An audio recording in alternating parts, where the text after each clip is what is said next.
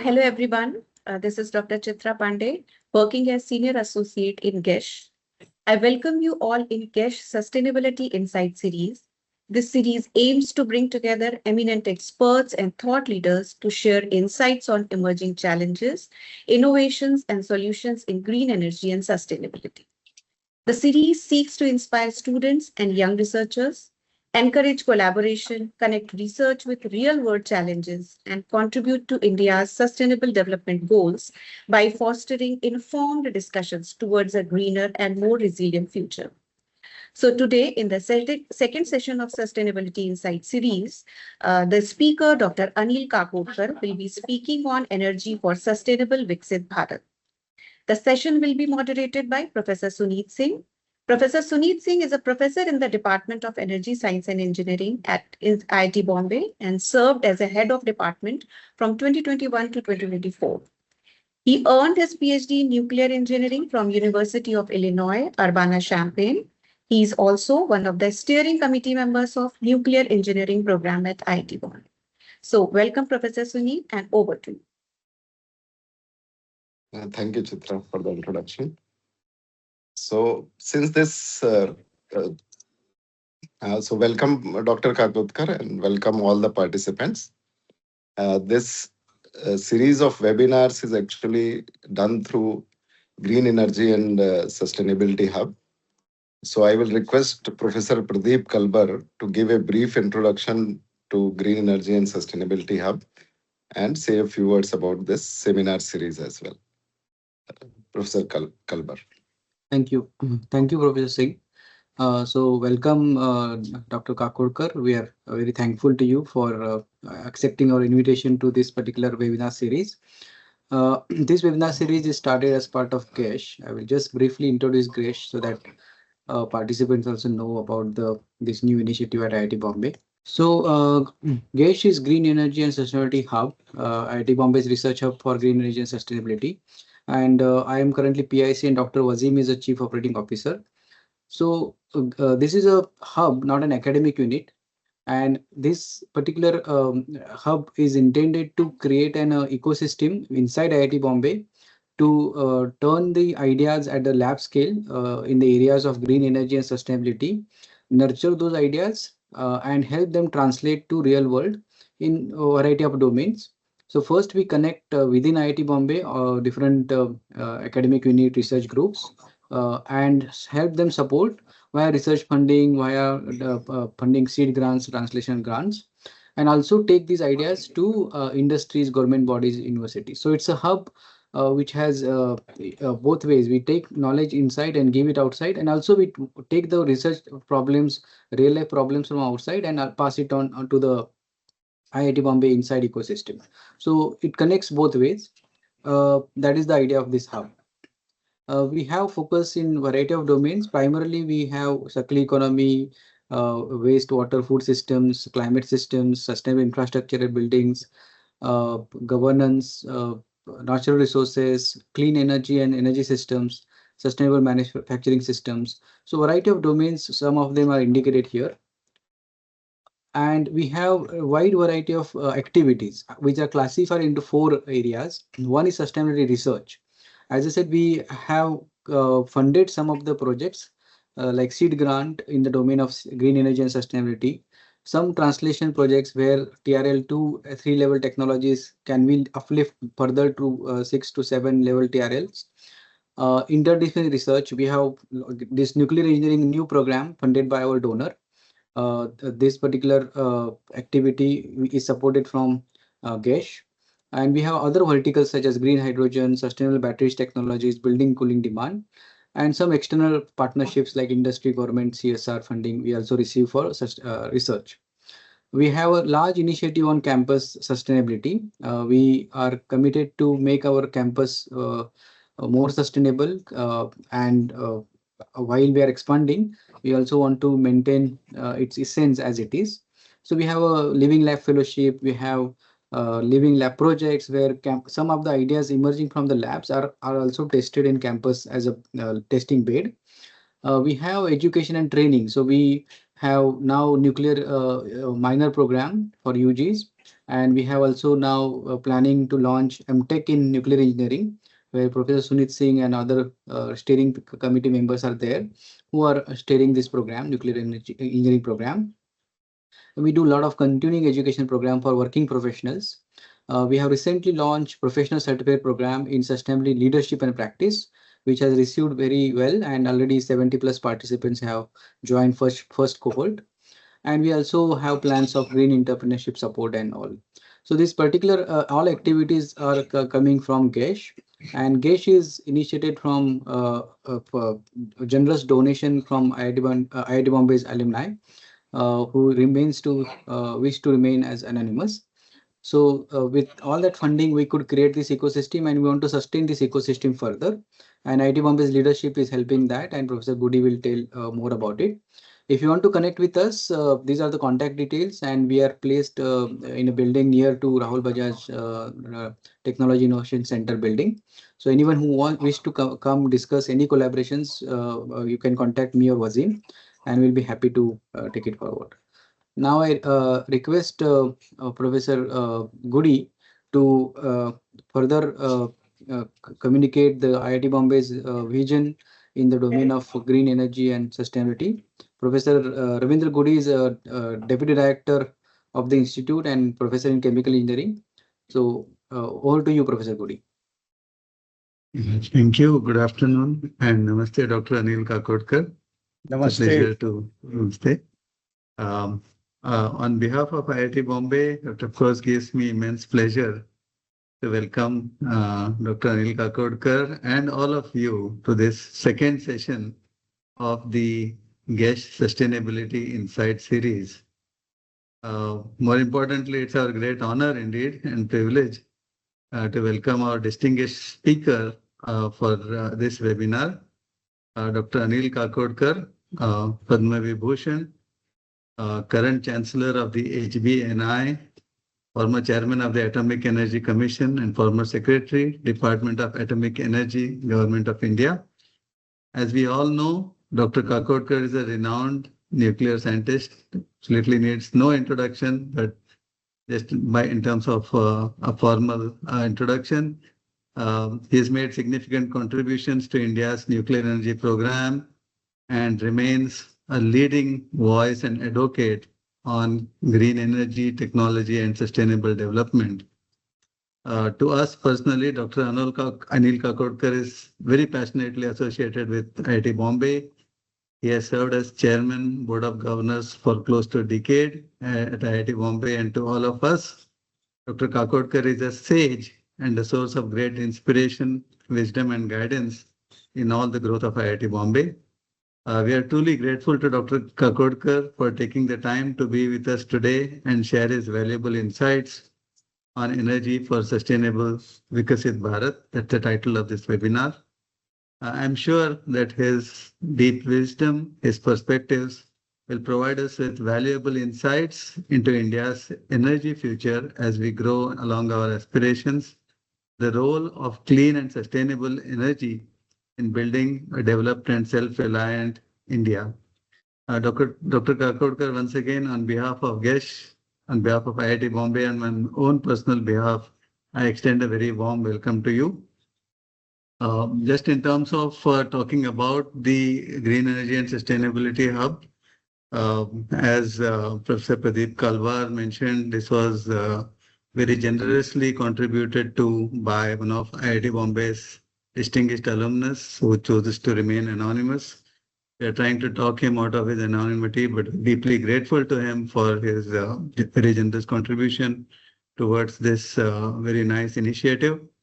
We do have several departments at IIT Bombay, the Department of Energy Sciences and Engineering, Environmental Sciences, Chemical Engineering, Chemistry, Physics, several other departments that contribute, the CITARA, of course, the Center for Technology Alternatives to Rural Areas, and several others that contribute to the activities of the Green Energy and Sustainability Hub.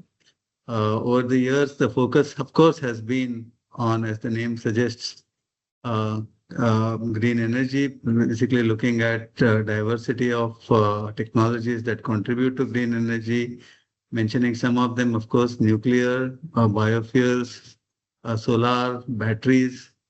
These are these have achieved significant momentum of research at IIT Bombay, and the Green Energy and Sustainability Hub brings together these individual departments to be able to grow along, making the objectives of self-reliant India and fulfilling its energy requirements in a responsible way. So that's the background about the energy scenario and the energy research that's happening at IIT Bombay. We're of course very delighted. We look forward to Dr. Kakodkar's wisdom in this webinar. And I hand over to Professor Pradeep Kalwar and to take the proceedings further. Thank you. Thank you, Professor Goody. So this is just to give the context to the participants that these are the activities GESH is doing, and this very well fits to IIT Bombay's commitment to do societal impact in this domain. Now I request Dr. Kakodkar to deliver his talk, and after the talk we will have some 10 minutes for question and answers. So thank you, sir. You can start the talk. Thank you. Let me get my presentation in. Thank you, Professor Goody and Professor Kalbar, and of course the entire IIT fraternity, and also all those who have joined this webinar. I think it's nice to see that you have now a research hub for green energy and sustainability. And through that, it's a sort, from what we heard, it looks like an interface between the external world and the research domain in IIT Bombay to look at various aspects of green energy and sustainability. So that's a wonderful thing to know, and I'm very happy to contribute by way of this webinar. Of course, I'm going to speak on this topic, which you can see on the screen. And of course, as you would expect, this is going to be dominated by nuclear energy, but I'll also talk about clean energy as a whole and meeting the requirements of Vikasit Bharat in a sustainable way. So here I go. I think stating the obvious first, I think we should be clear about the definition. Vikasit Bharat to me is a state of our country where quality of life of average Indian is comparable or better than those in advanced countries of the world. And that obviously means the HDI in India should be comparable with the best HDI possible, 0.95 or thereabouts. And also that in turn would mean the prerequisites for achieving that HDI have to be in place. And that also means something in the context of per capita energy consumption, which I will talk about in the next slide. Sustainability to me has two connotations. One, you're talking about the energy or more generally material resources which are accessible or available for a long time, in fact, for infinite time. But because I had to include nuclear, so we're talking about a resource which will last for a very long time, a century or longer. And at the same time, use of these resources at the level to support quote unquote Vikasit Bharat, the waste coming, all kinds of waste, solid waste, liquid waste, gaseous waste, should remain within the carrying capacity of the ecosphere, either through the dilution and dispersion principle or concentrate and confining principle, but it should in any case remain within the overall carrying capacity of the ecosphere.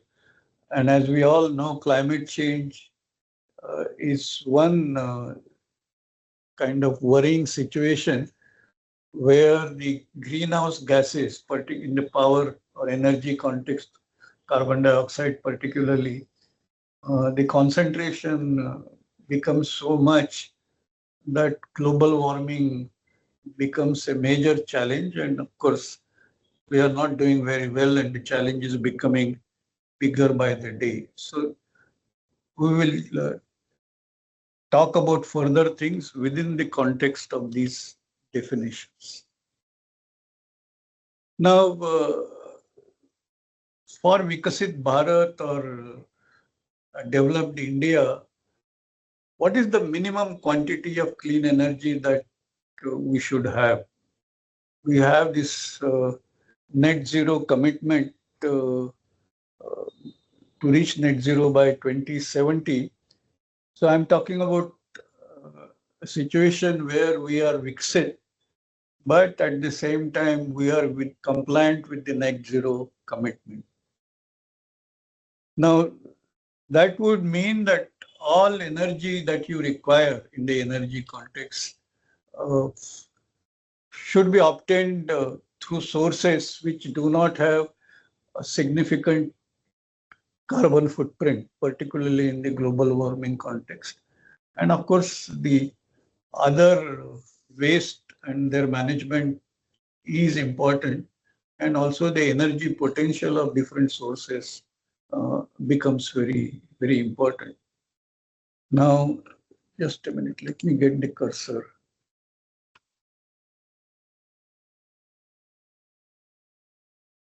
So this curve here, the correlation here, it's a correlation between Human Development Index and energy consumption per capita. I'm sure all of you must have seen this many times over.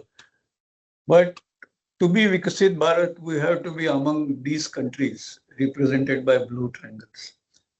And the minimum energy that we should have is represented by this vertical line, which is at around, in terms of the units here, which is around 2,400 kilogram oil equivalent per person. Now, if you go by this correlation, there is no way India can be Viksit unless we cross this threshold, this line. We have to be on this side of this line to be Viksit, because then only you will get these Human Development Index. We are currently somewhere here, so we have to reach there. This is the first prerequisite for Vikasit Bharat in the energy context, and there are of course other parameters, but that's not the subject matter that we are talking about here. Now, if you go by this 2,400 kilogram oil equivalent per person, multiply that with the stabilized population of India, and then sort of correct that for the potential improvements in the energy efficiency. Because as time passes or as development proceeds, you would be able to achieve higher HDI with lesser energy consumption, particularly when electrification reaches to a higher level. So you do all that arithmetic and you end up in a number something equivalent of 28,000 terawatt hours per year. So that's the energy that we must have on a sustainable basis to assure India to be a Vikasit Bharat or a sustainable Vikasit Bharat. Now, as compared to that, today the current energy consumption is around 10,600 terawatt hours per year. So we have roughly a factor of 3 to negotiate to reach the Vikasit Bharat condition. Now, talking in terms of clean energy, currently the most important source of clean energy is renewable energy, all forms of renewable energy, but primarily solar, wind, also hydro. And in that, let us also include large hydro, which is kept outside the renewable energy portfolio model, but it has also very little carbon footprints. We include that here. And also bioenergy. So if you include all that, now these numbers could vary, but in my assessment, I think the total energy potential from renewable energy sources in India is less than around 8,000 terawatt hours per year. Now, this depends on many assumptions as to how much land we will make available for tapping solar energy, for example, or it also depends on what assumptions we are making in terms of realizing the full potential of biomass and so on and so forth. So these numbers could vary. There are also people who have taken much larger quantum of land mass, but then we should be conscious about the conflict, the land use conflict in terms of energy as well as food. So, but I think these numbers will be somewhere around this, little less, little more. And so there is a significant gap between the total requirement and what is available through renewable energy. And that gap has to be bridged essentially by nuclear energy. And the 20,000 terawatt hours, this difference, translated in terms of gigawatt installed capacity, would mean about 2,500 gigawatt electric equivalent. Now, this may not be all electricity. It could be partly electricity, partly hydrogen, because hydrogen is going to be a very important source of clean energy, particularly for chemical or hard to abate industries. There could be a lot of off-grid installations, which also would become important. Now, whether we will be able to reach that net zero by 2070 within this kind of energy forms, I have my own doubts. And so it looks to me that fossil energy would still remain important, and that to be used in a net zero compliant India would mean recourse to CCUS. And that also is a very important part of our development strategy and connected R&D along with it. So, but decidedly, the largest quantum of all this remains nuclear. And so the level of development in India, to my mind, would be determined by the level of nuclear energy deployment, which today is a very small factor. And that forms a major challenge going forward.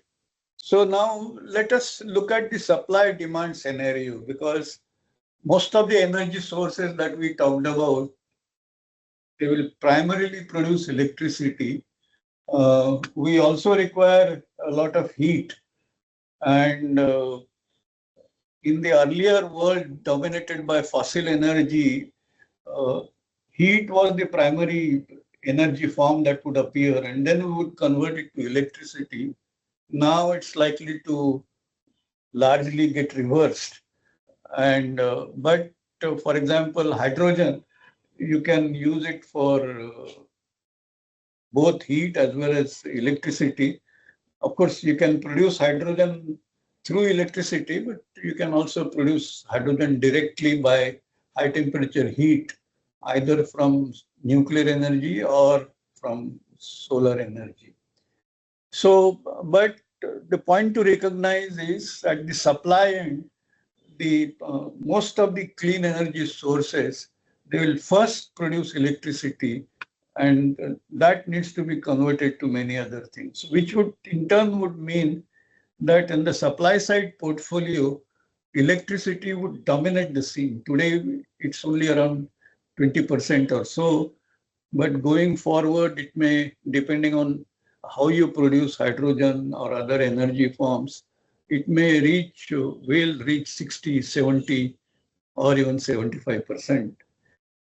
On the demand side, however, it's clear that the use of electricity will keep increasing.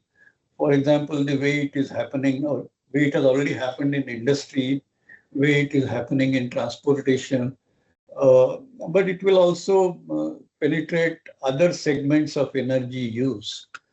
And in that context, I think I would want to emphasize a point connected with bioenergy, because for Indian cooking, I think high temperature heat or flame is very important.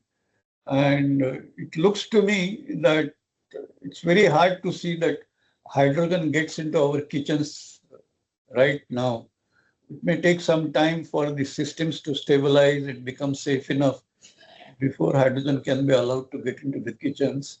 And till that time, the biogas, compressed biogas or whatever other form of biogas, I think will become the most convenient form.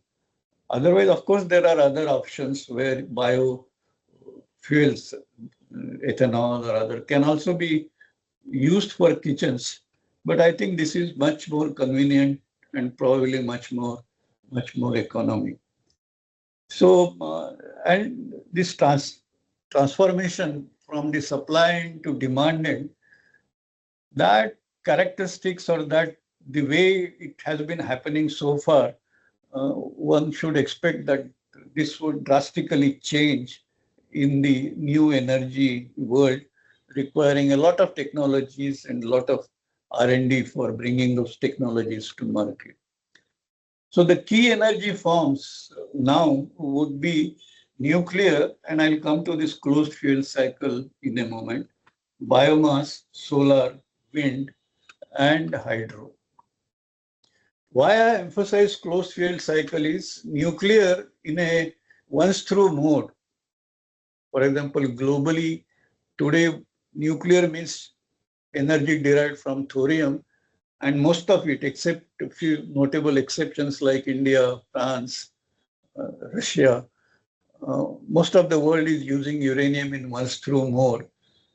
So for India, whatever, if you say that 10% of the world's uranium we will be able to access, which itself may be doubtful, but with that, we would have something like 400 terawatt hours for 50 years. That's the energy potential, which is not really very large.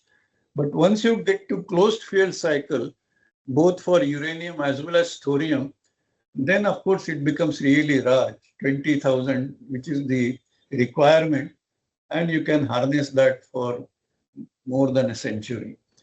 So that's the kind of expectation at the supply-demand mix. Now let me take a little bit further towards the sustainability of nuclear fuel itself. Now, globally, both uranium as well as thorium, the resource, and I'm talking about commercially exploitable resource, is around 6 to 8 million tons. In reality, this resource is much larger because you find uranium and thorium, both thorium 3 times more in Earth's crust. But I'm talking about the commercially exploitable resource. And out of that, in India, in terms of uranium, we have around 0.4 million tons. So not a small fraction, but uranium ore is very, very lean. So cost of production of uranium in India is very large compared to cost of production of uranium in the commercial world. However, as far as thorium is concerned, we are really endowed with a lot of thorium people say 25% of global thorium is in India. It's certainly more than 1 million tons. Because these numbers, there is a lot of variation in these estimates. But suffices to say that thorium is an important fuel, and considering that our energy requirements are growing, we want to become Viksit Bharat. We must actually make haste in terms of making use of our thorium resources. Now, this is in contrast with the world. Most of the countries of the world use uranium, and as I said, that too in once-through mode. Now, world's uranium can support a power generation capacity of around 550 to 750 gigawatts in once-through mode. If we say that the life of nuclear power plants is around 60 years. Now, World Nuclear Association has already projected 1400 gigawatts by the year 2050. So we are heading towards considerable shortages seen in the market of uranium globally, unless the world resorts to closed fuel cycle, which is a challenge because people are concerned about plutonium that also gets produced in a uranium-based reactor, and which has a proliferation connotation. And that's why several countries have actually resorted to open fuel cycle rather than the closed fuel cycle. Now, nuclear recycle, as one can see, enhances 2 orders of magnitude higher energy potential because we leverage, as far as uranium is concerned, we leverage not just the 0.7% uranium that's there in natural uranium, but more or less the whole of it. Now, in the case of thorium, of course, you have to recycle. Without recycle, there is no thorium utilization. And so thorium also represents an equally large potential, and which we are really blessed with that large endowment. Now, an important difference is, as I said earlier, uranium, the recycle mode use is not favored globally because of the proliferation concerns. But thorium-based fuel cycle can be made proliferation resistant, and that will remove the apprehensions about nuclear recycle. Of course, I must add that nuclear recycle in thorium is, of course, much more difficult compared to uranium, but that is what gives it the proliferation resistant. And as far as India is concerned, that's a part of our 3-stage development and the challenges that we must realize as a part of that long-term, very important objectives. So, given that framework, I think with nuclear fuel, sustainability of energy resources is not in doubt. But as one would have seen, the transition of uranium to thorium is decidedly a priority in the sense, before the world starts seeing the uranium constraints for power production, India should have already kind of established itself on utilization of thorium at that requisite scale and be an energy hub to meet not just India's requirements, energy requirements, but also requirements of the world as a whole. So global uranium market is currently experiencing a structural deficit as demand from nuclear power growth driven by decarbonization goals outpaces primary mine production. The intention behind opening International Civil Nuclear Cooperation, that is India's International Civil Nuclear Cooperation, was to remove the hurdles in accessing uranium. Now, while we succeeded in doing that, In fact, I had said that even at that time, and I have been continuing to say that all along, that priority for thorium was never to be compromised, but rather speeded up. And I viewed that access to uranium as a means to accelerate our movement towards thorium. Now, we have recently a very important development in the form of PFBR, the 500 megawatt prototype fast breeder reactor, achieving criticality. And that's under commissioning at this moment. So that's a great development. But a number of new developments beyond PFBR would also be necessary for the growth of fast reactor-based thorium irradiation program. These include a set of reactors and nuclear fuel cycle technologies based on mixed oxide fuel, metallic fuel, and of course thorium fuel. Again, this could take different chemical forms. Now, start of thorium utilization at scale is thus, looks to me, 3 to 4 decades away, because all this development to be done on an industrial scale would take time. Now, on the other hand, a substantive PHWR capacity is coming into existence between now and 2047, which is around 20 years away. And as you know, 2047, we have a target of reaching 100 gigawatt nuclear as a part of our nuclear energy mission. Now, apart from electricity supply, this PHWR capacity would also enable a sizable thorium irradiation platform capacity for production of uranium-233 at scale. And that is what exactly we were planning to do with fast reactors. And that should still remain our objective, because fast reactors can breed additional fuel, whereas thermal reactors, they only convert. So I propose a modified three-stage program to accelerate thorium deployment. What you see in the top left-hand side chart, that is the classical three-stage nuclear power program. Now we can also think of the PHWRs, because we already have around 8.8 gigawatts of thermal reactor capacity. Most of it is PHWR. And notice that we are about to cross the 10,000 megawatt target. That was the target set for the first stage, the uranium stage of our power program.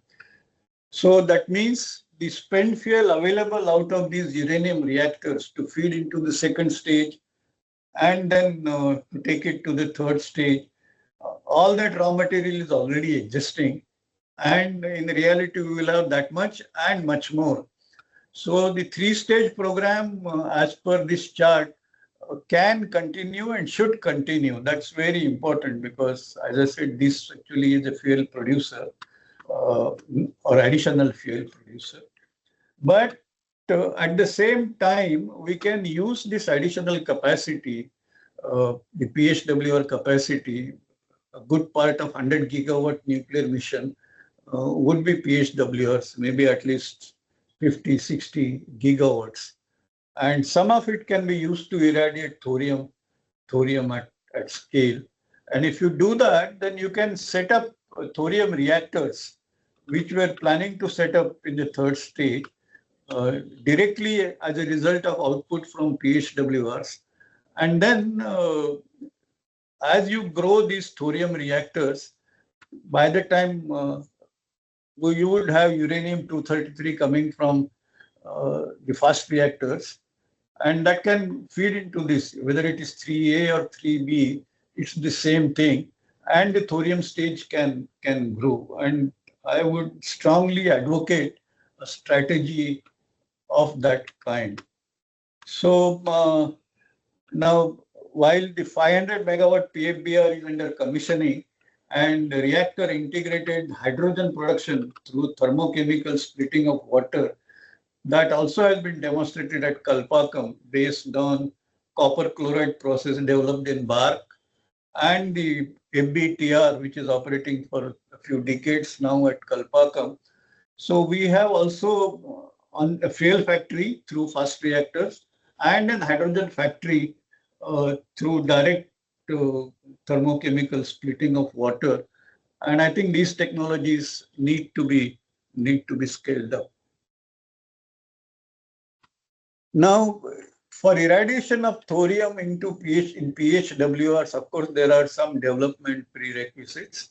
One is you want to make use of thorium in PHWR and still make sure that we extract full energy from uranium and more, and at the same time produce uranium-233.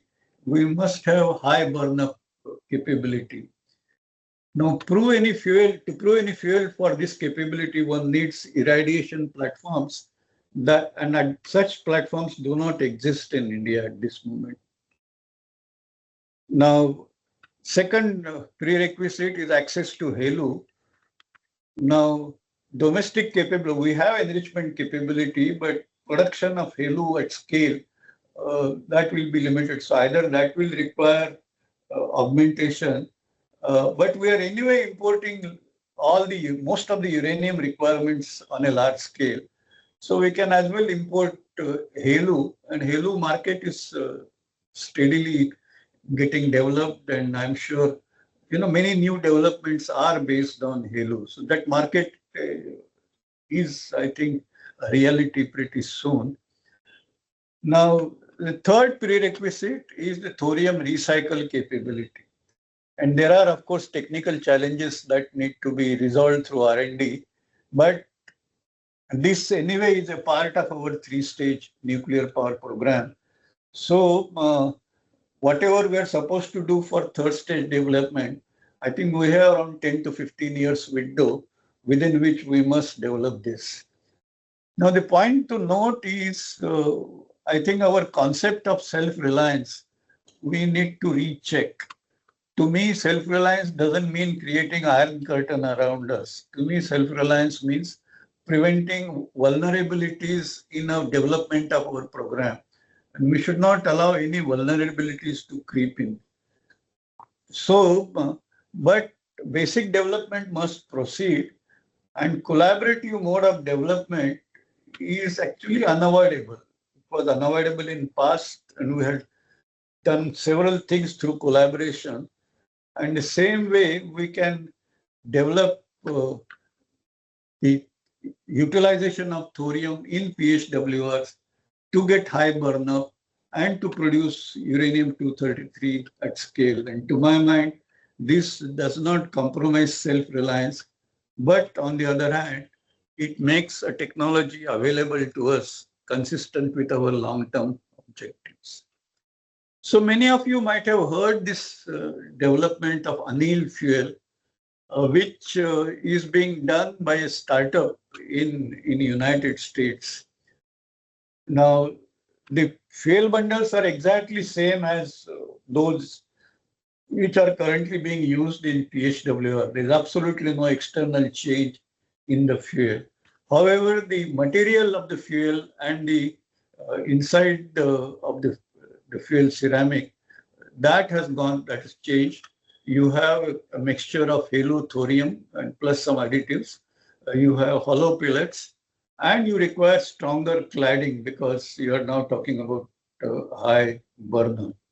But you can use this fuel in PHWR with negligible changes. To the same design, we can use this, and as I said, benefit from thorium irradiation and production of uranium-233. And the advanced test reactor at Idaho Falls nuclear laboratories, they have carried out irradiation of these spins right up to 60,000 megawatt days per ton. And on the face of it, the field shows very good integrity, and it's undergoing post-irradiation examination. So I think it's a development which holds a lot of promise. Now, while we do this, there are a lot of benefits to be realized. Thorium has a higher melting point. Thorium oxide has higher conductivity compared to uranium, and its expansion is much lower compared to uranium. So all these contribute to safety and better performance. But on the nuclear side also, the reactivity depletion is much slower with thorium fuel, enabling higher burnup and lower reprocessing burden, because tons of heavy metal to process comes down by a factor of 6, 7, or even 8, depending on the case. As I said, proliferation resistance is greater. It has a higher level of accident tolerance. There is improved safety through better reactivity coefficients, and more but importantly, the core-wide reactivity is actually lesser compared to natural uranium fuel reactor. And so it offers many benefits. There is also an economy in using this fuel in a standalone way without the subsequent stages, and you realize economy. So it has its own case, but you can benefit from the advantages of this for the first stage use, but you can also trigger the second stage, or rather the third stage. So my advocate that we should hasten to leapfrog to the third stage by using thorium halo fuel in place of natural uranium in PHWRs that would enable thorium irradiation at scale, while at the same time leading to several advantages, as I said, in terms of safety, economy, waste minimization, proliferation resistance, and some saving in the mined uranium. Now, this would also enable quicker approach to electricity generation capacity sustainably fueled by thorium. Rough estimates suggest that a PHWR running on thorium halo fuel could support a significant new TMSR, that is thorium molten salt reactor capacity annually. Availability of thorium halo fuel recycle technology for feeding TMSRs and development of TMSRs would need to be ensured in about 10 to 15 years, as I said earlier, from now to start producing electricity from thorium. These technologies are anyway a part of technology development agenda for the 3-stage program. So I end here with a statement that energy security, which I made earlier, but just to re-emphasize, that energy security is about eliminating vulnerabilities in meeting our energy needs. Realizing energy independence should be the end objective. Collaboration designed to be a win-win situation for participating parties should be preferred over the mere vendor-buyer relationship. And with this, I end. So thank you very much. Thank you, Dr. Kakodkar, for your nice presentation. I think you have given a very elaborate picture of energy sustainability, especially the role of nuclear in it. So I would now open the floor to the audience for the questions. Mr. Rahul Deshpande is asking about, first question is about fusion technology, what we are, where we stand in the fusion technology terms. And then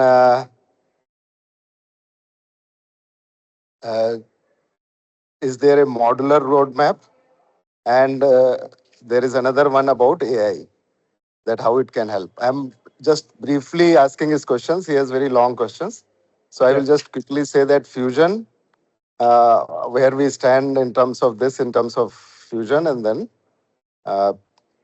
another one is about SMR, and then next one about AI use in the technology development. Now, talking about fusion, fusion is an important thing for humanity because fission, although its energy potential is large, but it is not infinite. And so before we run out of that energy source, fusion must come on a big way. Now, it's a difficult technology. You have to deal with the instabilities in hot plasma because containing hot plasma is a challenge. Everybody knows that. But I think there are two things. On technologically, you are getting better superconducting materials, so one can make more powerful magnets. So the size of the magnetic bottle, can now be brought down. Secondly, I think the human understanding of plasma stability has also improved. So there are configurations where people are now talking about configurations which will last the steady state plasma for 1,000 seconds or longer. Now, at the same time, the challenges they're not fully over. But looking at the startup interest or the movement, I'm sure the fusion technology would be a reality in not too far a distant future. And I won't be surprised if some startups actually create a fusion machine, practical fusion machine ahead of ITER. It's quite possible because, ITER depends on an earlier technology. But at the same time, while we know the science, but the technology proof that one can run this in a sustained technology device is yet to be obtained. So I would imagine fusion is at least 30, 40 years away, which I'm sure will get realized. So that is how I look at fusion. An important development, humanity must be at it, but it will still take some time. Now, talking about SMR,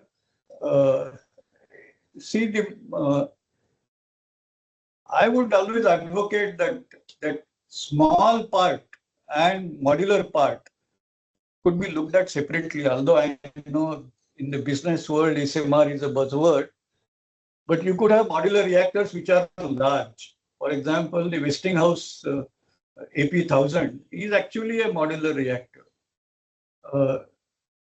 So it depends on how you carry out the engineering package and the construction package decides the modularity. So the question is, as far as small reactor is concerned, India is custodian of the largest experience, 220 megawatt reactors. So many of them are working with great economic performance, safety performance, and one can build that, bringing modularity in place. So it's actually much more proven compared to the SMRs that people are talking about. There is another element of SMR, and that is as the reactors become small, and if you want to achieve a given generating capacity in a country, then the number of reactors to be deployed will become that much larger. 10 times smaller reactor would require 10 times larger number, and you have to deal with the safety issue.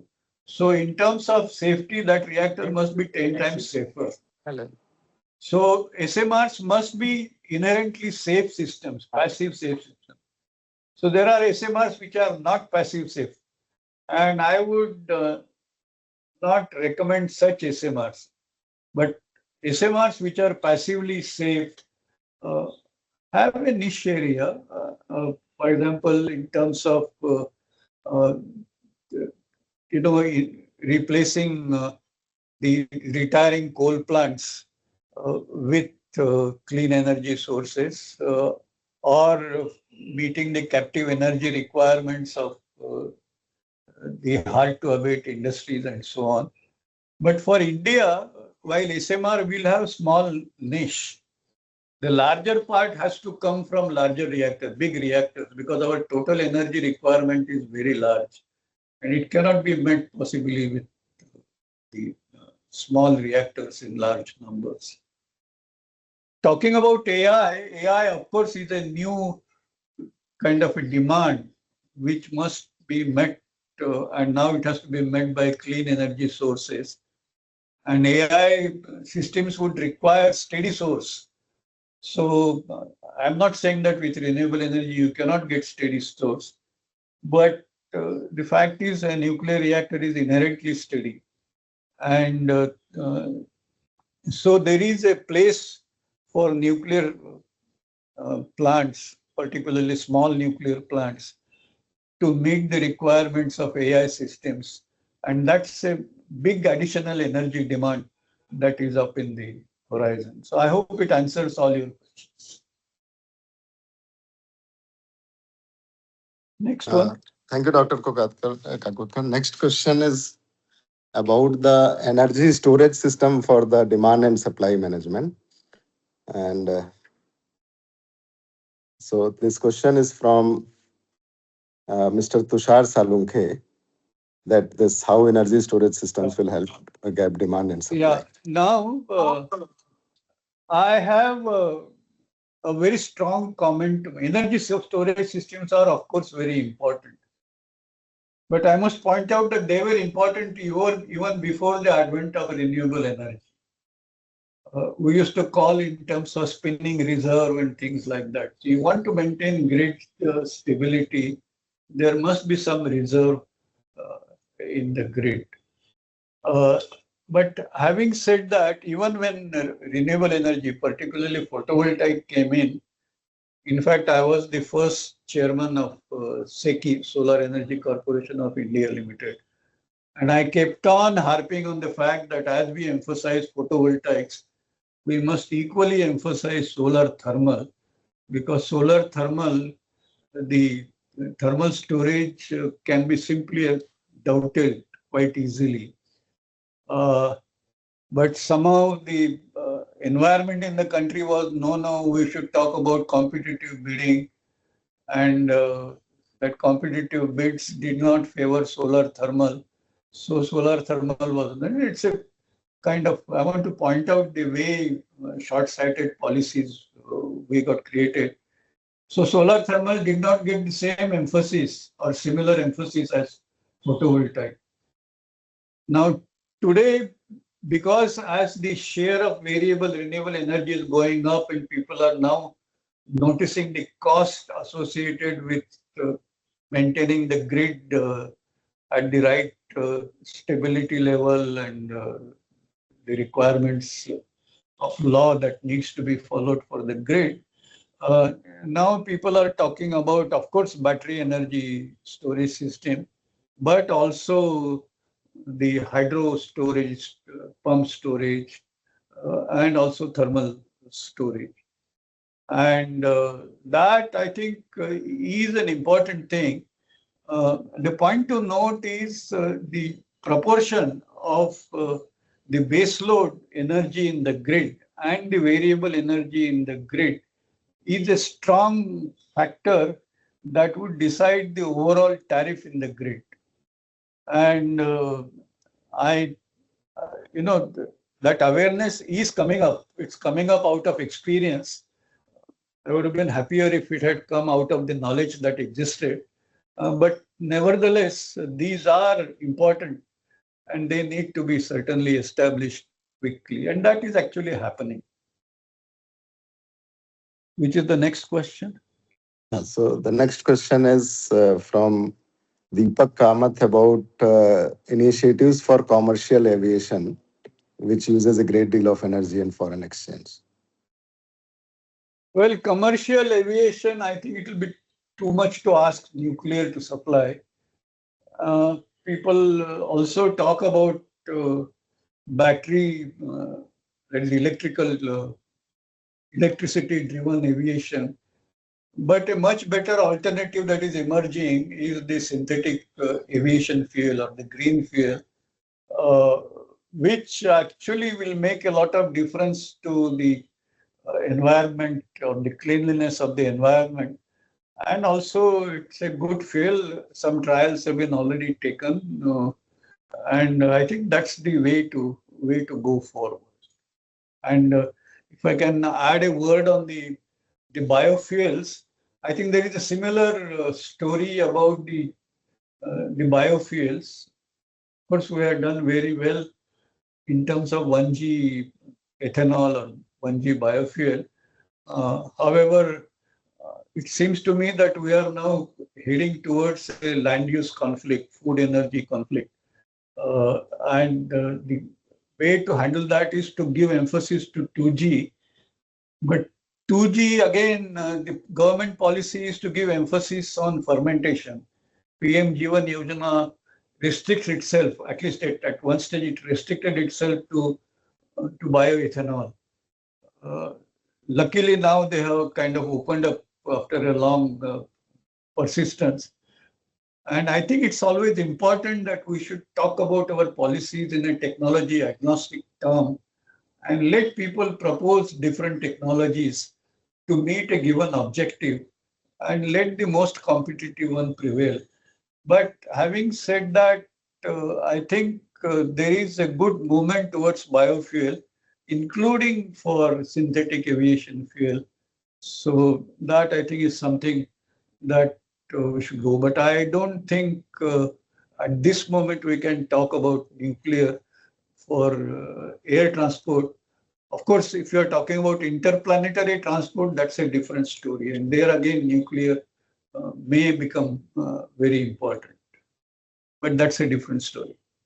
Okay, so there are many interesting questions, but because of lack of time, I will just ask two more from the list from the chat. One is from Tejas Patel, somewhat basic question. If thorium is supposed to reduce India's dependence on uranium, why does thorium cycle still require uranium or plutonium? And another one from Pradeep about potential of molten salt reactor as micromodular reactors. Yeah. So talking about, thorium cycle doesn't require plutonium.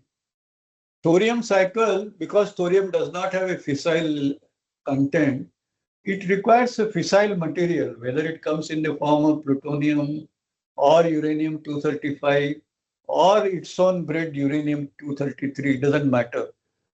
But as a starter, it requires that. And once you build sufficient stock of uranium-233, which comes out of thorium, then you can build a self-sustaining or even breeder mode thorium reactors.